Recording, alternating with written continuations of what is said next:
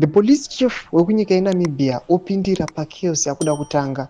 Vakomana pamaresults achangobuditsiwa atiri kuona kuti asati apedza kuverengewa tichiona kuti SWAPO the ruling party yenyika yeNamibia ichiteka the lead.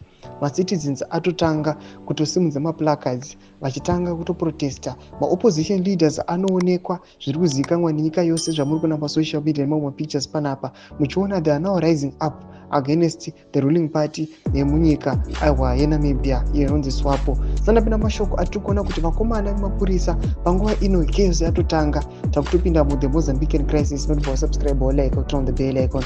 Tipinda pa the NBC Digital News vakomana mudanyira vachiti Police Chief Joseph Shikongo says the police are ready to ensure that safety and security are well maintained at the EC and headquarters as the Commission readies itself to start announcing the parliamentary election results tonight.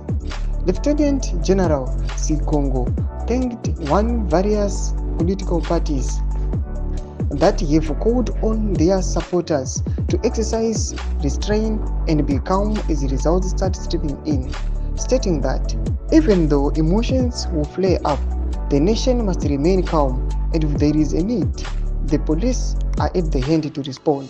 Ndomashoko atakuona kuti atwa mathreats atakuona kuti aiwa vakomana verunyararo mapurisa emuNamibia vakutorise up apa taona kuti final election results chaiwo akuda kubuditsiwa. Zvatakuona kuti vakutoti aiwa takuda kutoprepare kuti any chaos inenge dangoitika kuti angada kuprotesta aiwa tinovahandla. Zvatakuona kuti macitizens vakutanga kutoprotesta nokusimudza maplacards maofficials ose asati atobuda zvichazopera sei hazvipere moshe. Chibvunze mafungiro enyu moti kudii pamusoro pechiitiko ichi. Ndina comment section medu, so subscribe or like, turn on the bell icon.